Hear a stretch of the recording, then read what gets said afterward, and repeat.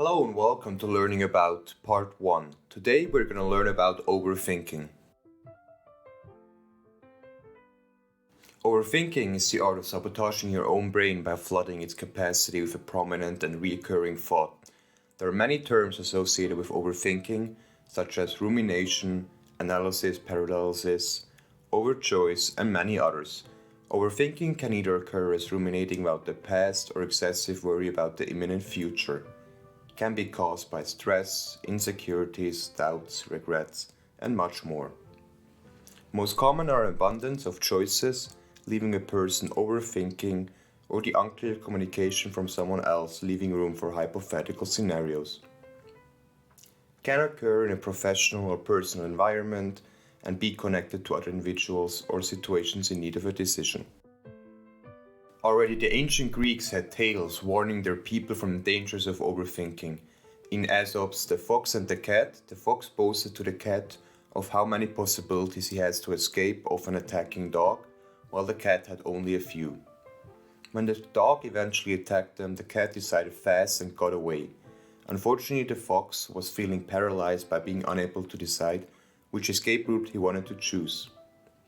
This shows that overthinking is a subject that has plagued humankind for many hundreds of years already. Later, Shakespeare would also implement elements of overthinking in his world-famous work Hamlet, making it a recurring theme throughout pieces of work of the past. In 1956, Herbert Simon, who was a political scientist involved in cognitive psychology, came up with a concept similar to today's term overthinking. He came up with labels for two different groups of people. On the one side, the satisfiers, and on the other side, the maximizers. The satisfiers are people who settle with something or someone that is just good enough, instead of making the effort to find something or someone more suitable. On the other hand, the maximizers are people who are not content with good enough and are always out for the best outcome, ensuring that they have covered all possible alternatives before deciding. This leads to maximizers facing more stress and anguish from an overwhelming amount of choices and possibilities. Barry Schwartz, a psychologist, wrote in his book The Paradox of Choice, which is mainly based on Herbert Simon's previous work, that too many choices lead inconsequently to a decrease in happiness. At first, with choices comes freedom and happiness. But after a certain threshold of choices, it can decrease your cognitive ability and your happiness altogether. So what do you think? Are you a satisfier or a maximizer? Whether you act with the characteristics of a satisfier or maximizer entirely depend on your situation and changes from time to time, leaving no single person solely as a satisfier or maximizer. This is important as maximizers tend to align quite well with the characteristics of overthinking. They ruminate, they take longer to process negative events, high degree of regret, thinking of hypothetical scenarios, longer decision time, and much more. I personally have dealt with overthinking many times over the last couple of years. For me, it comes almost always in friendships or relationship with others. It starts with an unclear message A, which due to it being unclear leaves the overthinker wondering what it actually meant, if it meant B, C, or D, eventually leading to too many possibilities to process, creating a negative downward spiral. The main reason being unclear communication and then further insecurities on my side, turning it into a vicious cycle. In those situations, the true meaning or reasoning behind the communication is unclear to a certain degree, leaving the overthinker with something to think about. This is due to maximizers or overthinkers trying to figure out all the options that are there.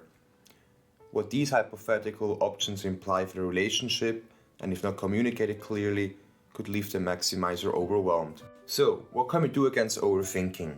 First and foremost, the probably most important factor is being aware and developing a consciousness for overthinking.